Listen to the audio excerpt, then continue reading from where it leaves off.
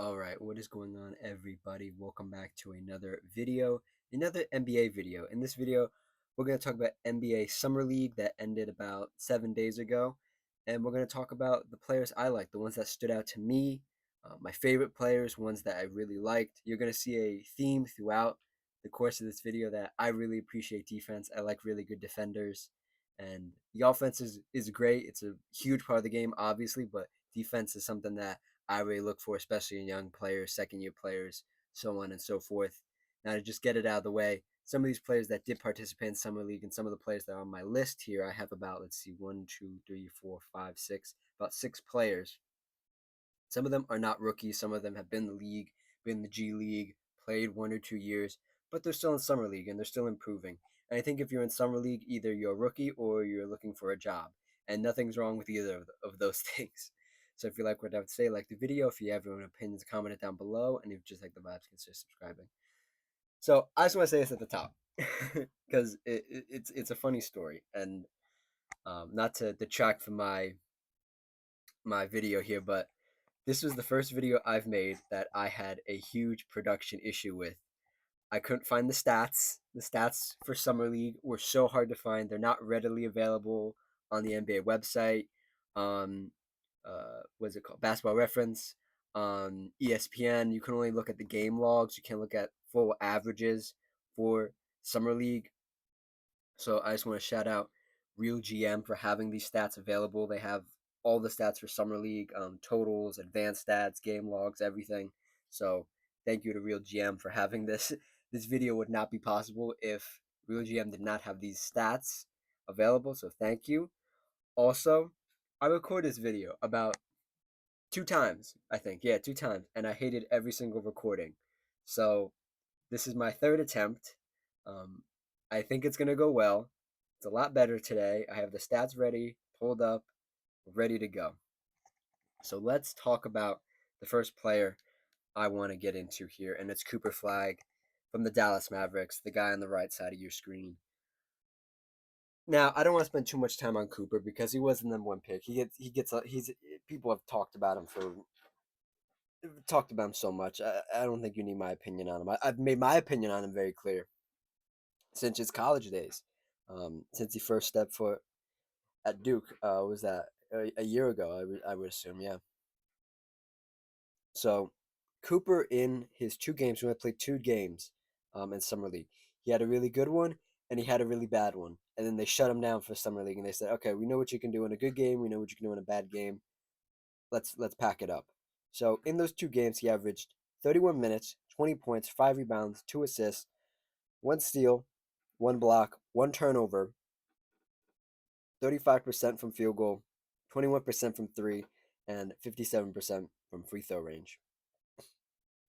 Now, what can I say about Cooper that hasn't already been said?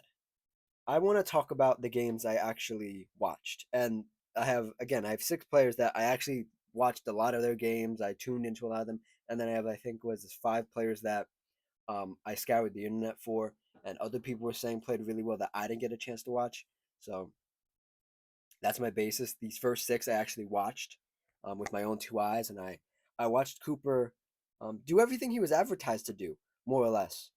His defense, stand out, absolutely amazing defense. His IQ for the defensive end is already so great. His his getting in the lane, his reading the passes, he's reading the shot fakes, um, some of the rebounding as well, really good. Now you could say, well, a lot of these guys in summer league they telegraph their passes too much. They do this, they do that. This is true, but I think it still does take a knack to be able to really lock in on that defensive end and know where the pass is going, know where the second pass is going, know where your man is, know to close out on certain people, know not to fall for the pump fake, all this stuff. It's very important. And for a young player like Cooper, who's only 18 years old, it's amazing. Now, my biggest thing about this year for him coming into this next NBA season is that I think the Mavericks need to let him make mistakes. I think him running the point forward kind of show um, with Clay and Now D'Lo gonna be stepping in for Kyrie Irving at the point guard position, at least for the first half of the season. D'Lo's not really a creator; he's more of a shot chucker. If Cooper gets the opportunity to up those assists again in a 2 game sample size, only 2 assists, I think he could probably get up to 5. And I think if the Mavericks really put the ball in his hand, he could get up to 6 or 7 assists per game. And it's really just a matter of how much they want to let him feel out his NBA rookie season. Are they really going to push him to be a scorer and a defender mainly? Are they going to push him to spot up? Because his spot up numbers aren't the best. His catch and shoot is okay from the corners, and he's more of a trying to get to the mid range, but isn't really comfortable pulling that trigger quite yet, and like rising up with confidence and firing it. It's sort of a fake and then into a layup, or a pump fake into a pass to the corner. He really isn't comfortable by the mid range. He's really going to do a lot of his damage in transition. Um, the shots are going to be there for him. They're going to be wide open. They're going to be easy. You're going to have Klay Thompson next to you. You're going to have Anthony Davis, who at one point in his career was a floor spacer. We'll see if he can get back to that. Because if AD has a bad shooting year, Anthony Davis, Derek Lively isn't necessarily a floor spacer all the time, and you have Cooper Flag out there, it's going to get a little clogged in the paint. It's going to be a little messy. D'Angelo Russell isn't always the best shooter. Sometimes he has to get going by getting in the paint, by drawing contact, by using the floater, by getting these physical layups. And it's going to be interesting because everybody on this Mavericks team, on the regular team, the regular season team, is going to have to shoot better, including Cooper. And from what I saw from Summer League, I'm not quite sure Cooper has that confidence yet.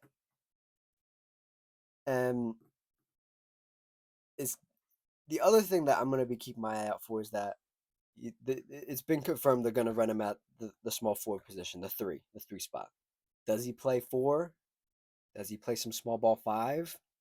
I know the Mavericks have a lot of centers. I'd be interested to see if he could play some small ball 5 and pull like a Draymond Green of sorts, like a really athletic, bouncy Draymond Green impression where he's bringing up the ball as the center. He's a defensive monster. He can guard anywhere from 1 to 5, and really do it that way. It's gonna be interesting to see.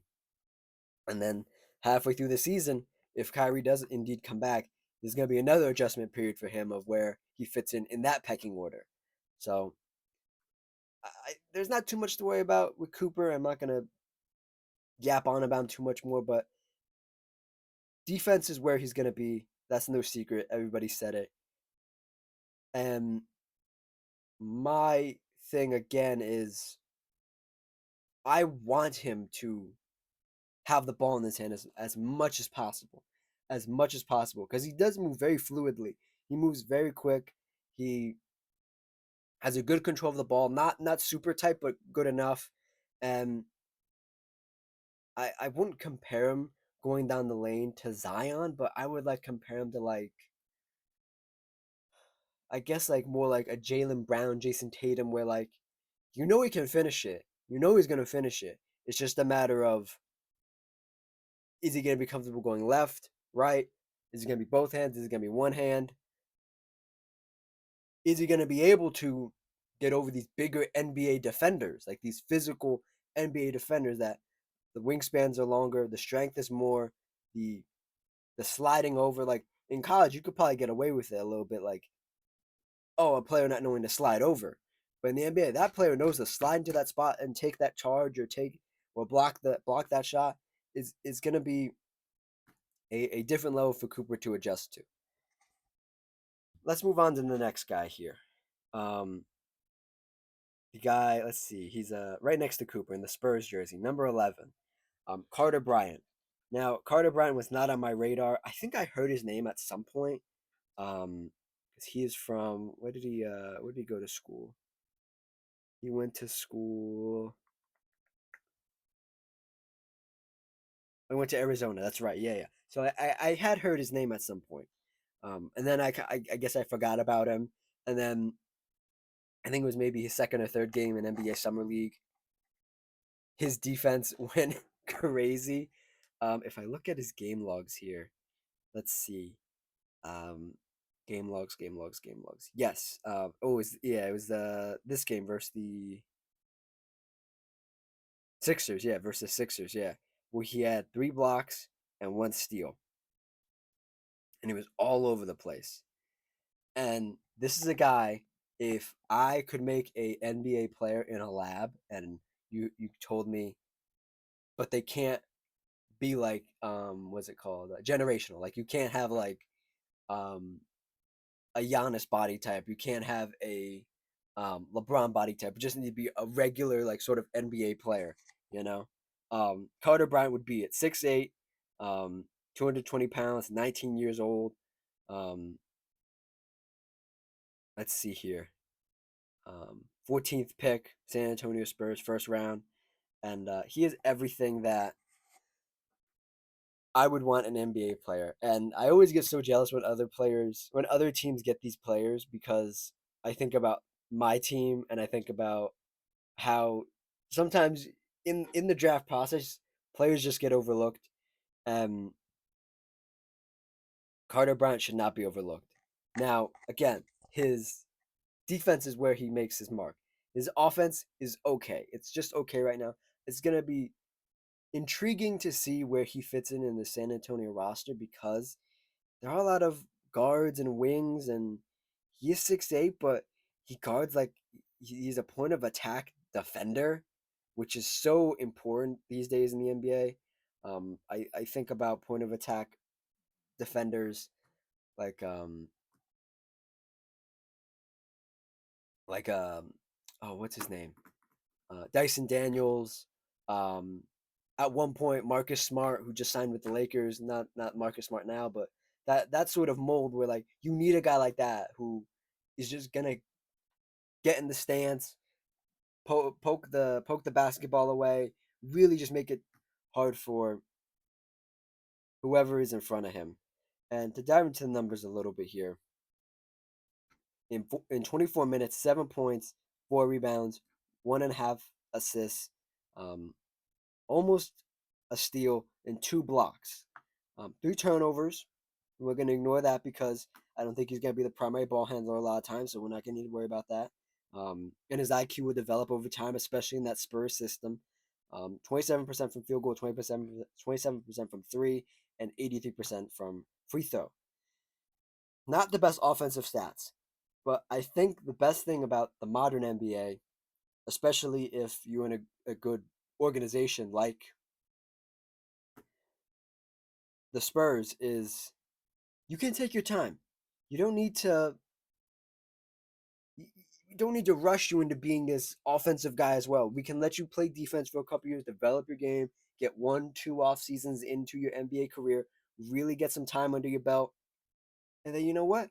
Maybe he can jump to maybe a nice like 10, 12 point scorer, you know, 4 rebounds, 2 assists, 1 steal, 1 block, 1.5 to 2 turnovers. We'll get you around 40% field goal. Then we'll get you to like 30, 35% from three. And that'll be it. That will be his early career. And there's nothing wrong with that. And that's the beautiful thing about basketball, is that we can wait on these guys to develop, especially if you're in that sort of organization, where time is only what you make of it in the grand scheme of things. Um, I was gonna say something. I'm not gonna say it because it's so far out there. But Carter Bryant, amazing player. Gonna be even more amazing coming into this regular season. Let's move in to our next player.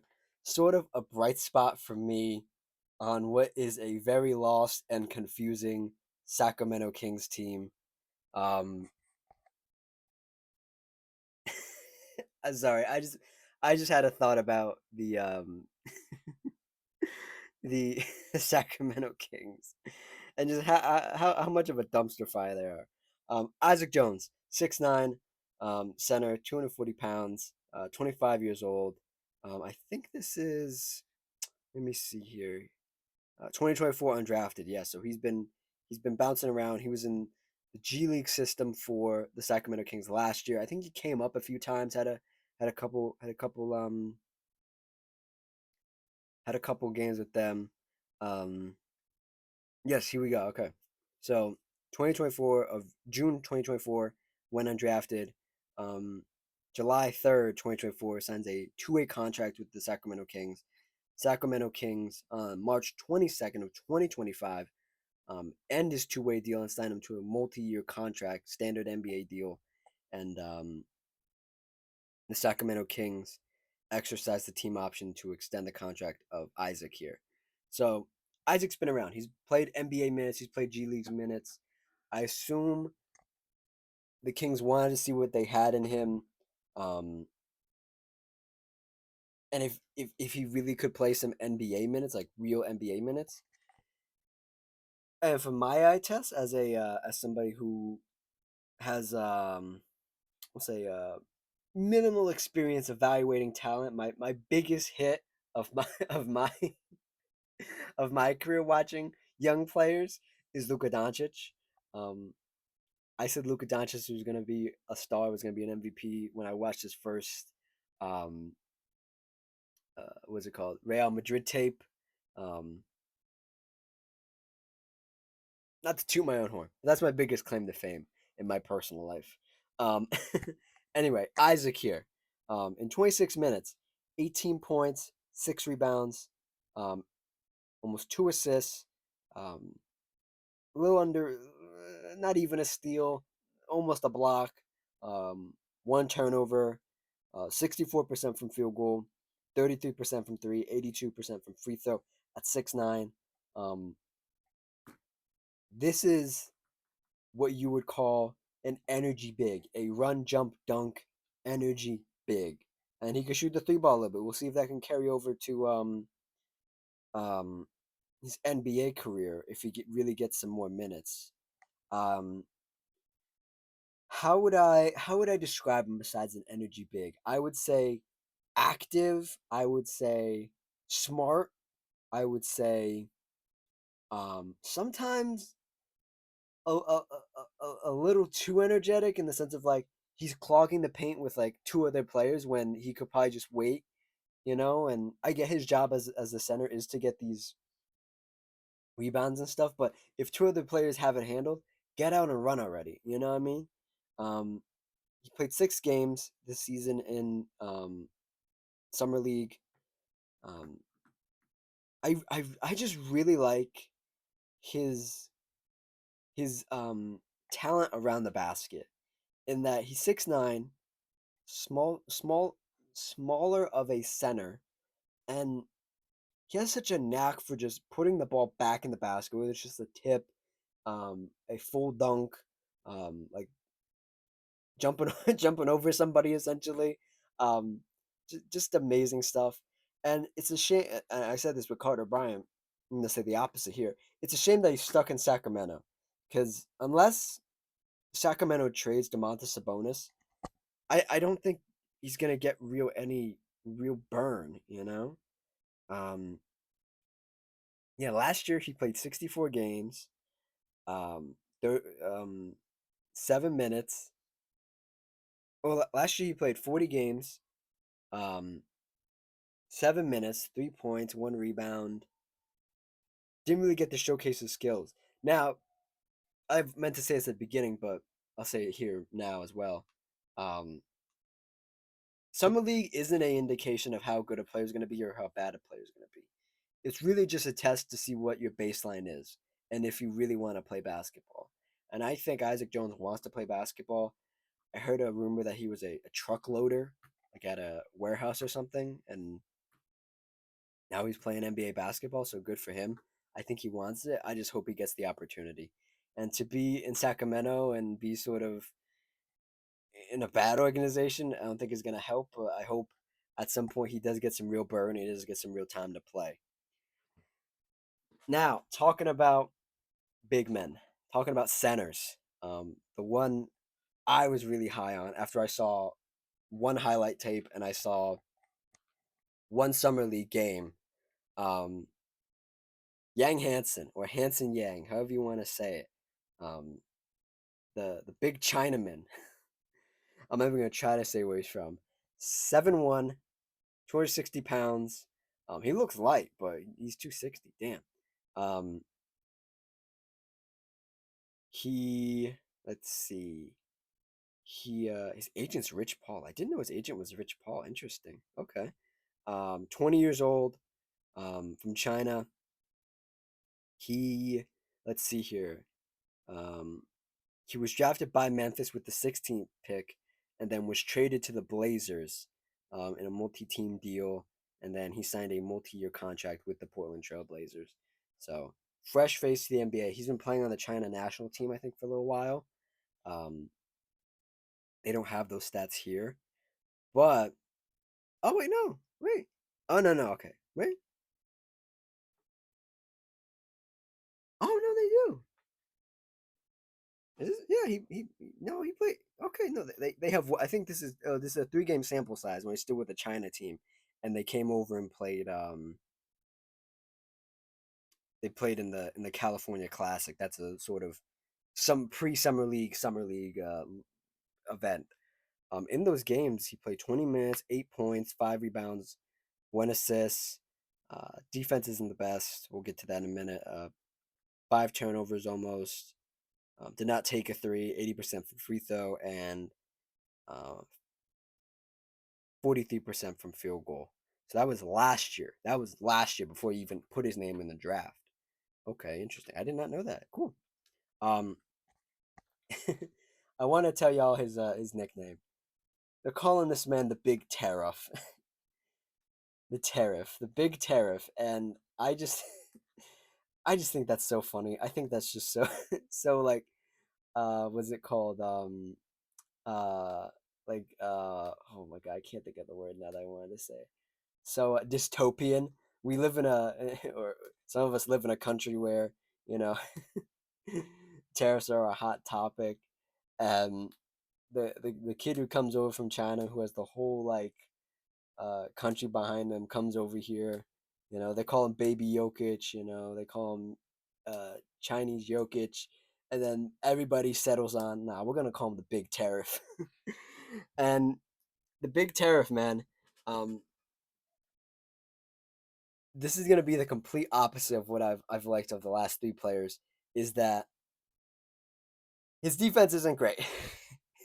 His defense is not great at all. At times, I think, huh, I don't think he's ever gonna be a good defender just because of his size. You know, sometimes guys of that size that are like above 7 foot, either they're very mobile and very like smart defenders, or they look like you ever see a dog, like a puppy with like their head's too big for their body?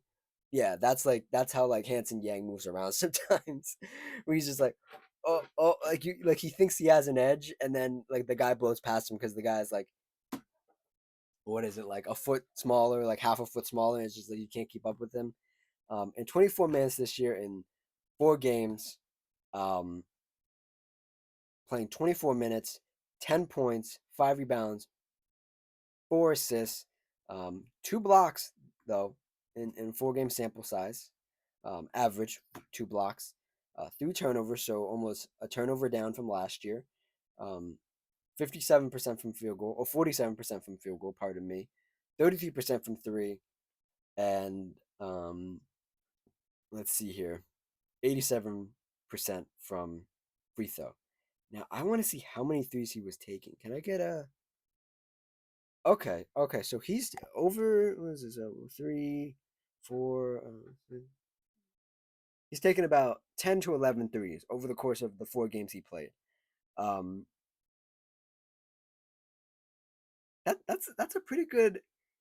You could take around 2 or 3 throughout the course of the year. I could see him being a pretty good shooter. Oh boy, hold on. Um, what did he shoot again? He shot, yeah, maybe get up to 34, 35, maybe on 3 attempts. That's not bad. Um, what can I say about Hanson Yang? Hanson Yang um, is everything you sort of want in this later stages of the 2020s, heading into being a big man. In that he can bring up the ball a little bit. He can he can post it up at the corner or at the elbow, pardon me. He can get the rebound and kick it back out in a good way, like in a smart way, not just throwing it out there, throw it out there, but in a really smart way. Um, his boxing out isn't the best. I saw him get dunked on a bunch of times from behind, just like people sneaking up on him and dunking on him. So that his boxing out needs a little work. Otherwise, I think he's really gonna be an offensive hub, and I hope that he gets some time to play the five. But I think where he's gonna be at is playing some four and or playing some five, and then having another big to guard the other fives. You know, playing a double big situation in which you have him, you have Klingon, you still have Robert Williams on that Blazers team. They just got rid of Aiton. Um, Stuff like that. I think there's going to be a lot of opportunities for him to see some fours, be able to use his size on fours, be able to um, stretch the floor a little bit for them if they can, because they definitely need a floor spacing big. And if it can all come together for him, I could see him being, and he gets some playing time, I could see him maybe being in like top five in like rookie of the year voting. I could definitely see it if he has a decent year. I could definitely see that. So, um, Yang Hansen, the big tariff. Um, now, let's get through a couple of these last two that I have here that are my favorites. Um, all right, next guy. I had to pause there and try to say his name. I still can't say his name. Ryan Kay. We'll call him Ryan Kay. Center for the Charlotte Hornets, who did not get a lot of burn, who did not get a lot of time, but same thing with sort of Isaac here, Isaac Jones, is that I just like this energy. Gonna get the chance to play with LaMelo. Gonna get the chance to um, get out there and run. And I think that's what he can do the best, especially at 7-1 in 25 minutes in 6 games. Um, 9 points, 5 rebounds, 1 assist, almost 1 steal, almost 2 blocks, 1 turnover, 56% from field goal, 28% from three, and 70% from free throw. I think he has the opportunity to have a really good year. And it's going to be a lot of factors are going to have to play out in the right way. But in short, if he can get out there and run, especially because the Hornets have a lack of bigger bodies, obviously they have Yusef Nurkic, they have a couple other guys, but a young, um, tall, I really liked his running, and it sounds so stupid. It sounds so like mundane to be like, I liked his running, but his pace up and down the floor was really good. He was out there running with the summer league team. He was out there playing some halfway decent defense. At times he did get exposed, but I think that was just a fact of the roster and how they were built. He's gonna get to play. He's gonna have the chance to play against secondary, or second bench bigs, and I think he's going to be able to flourish a little bit.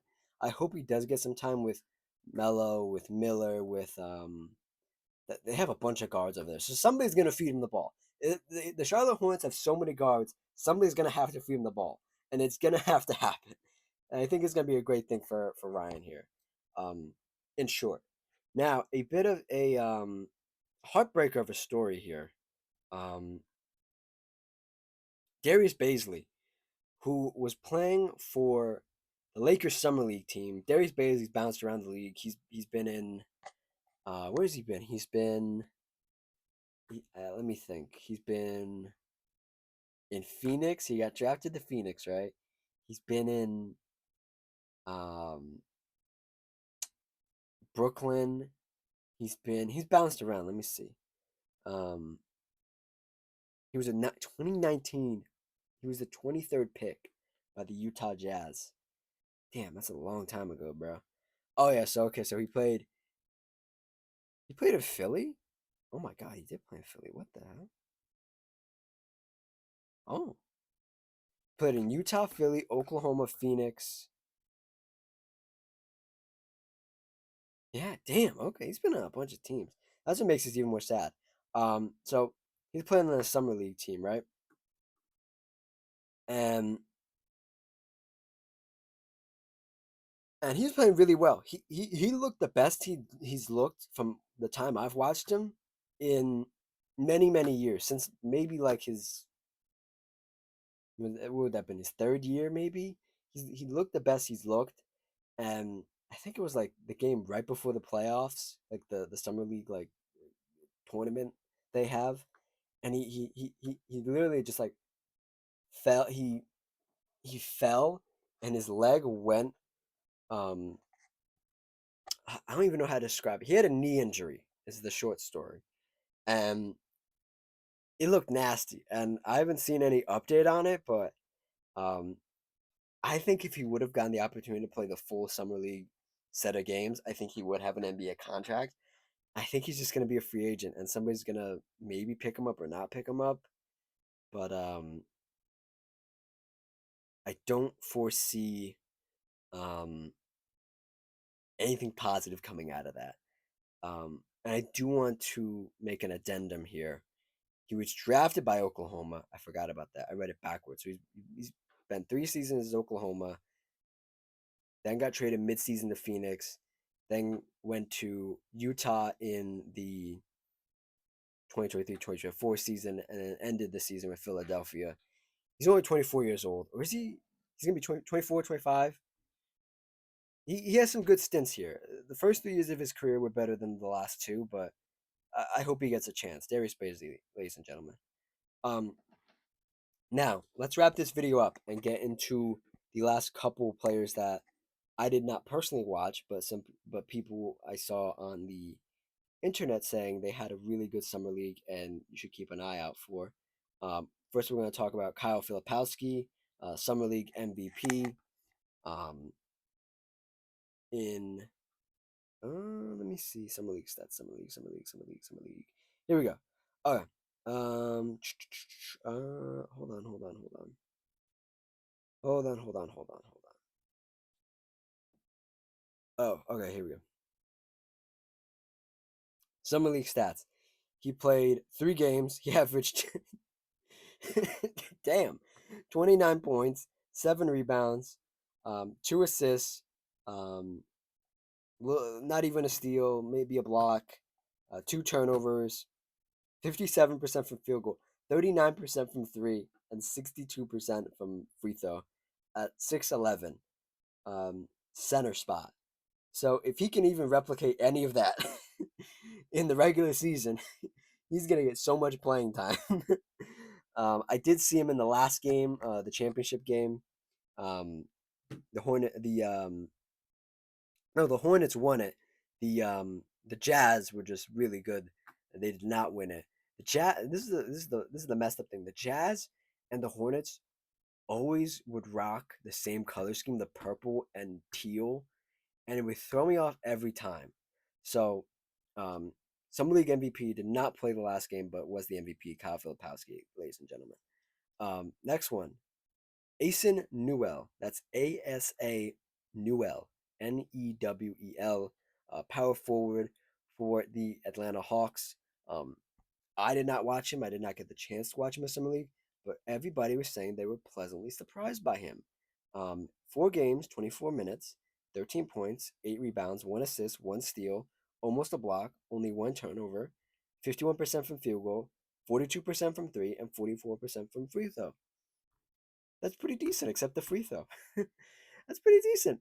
I'll give it to him. It's gonna be interesting. What's he? He's a four. Forward spot's kind of jammed up in Atlanta, but you never know. You never know. He could get some playing time, and if he can shoot, maybe even just 30, 38, 39% from three, he's gonna see some PT out there for the Hawks.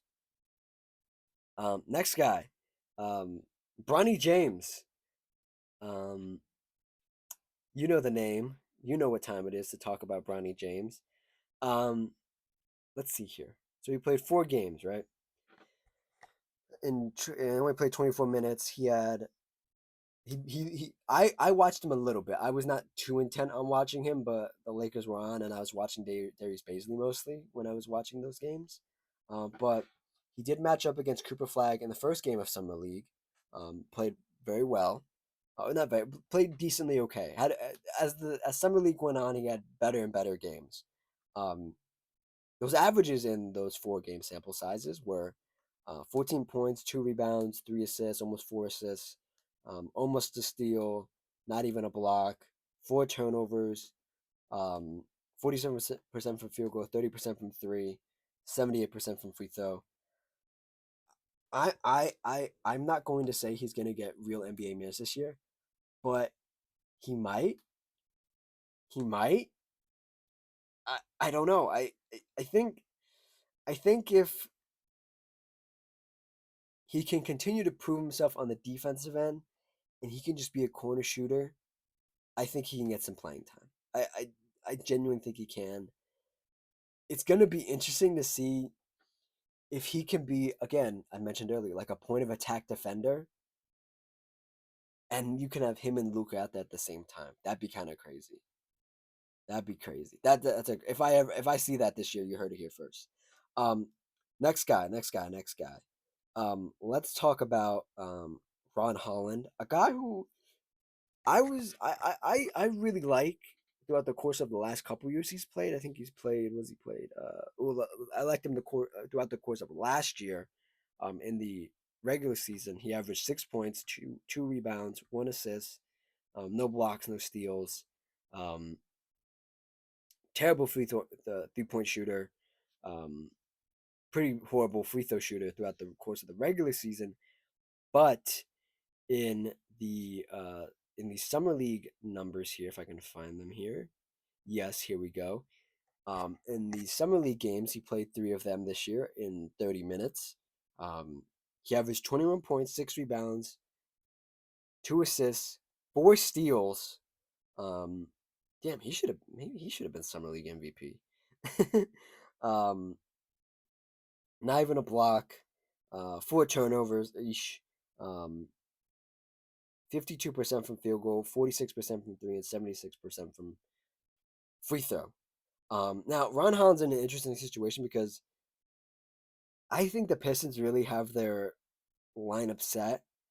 He doesn't really play that much.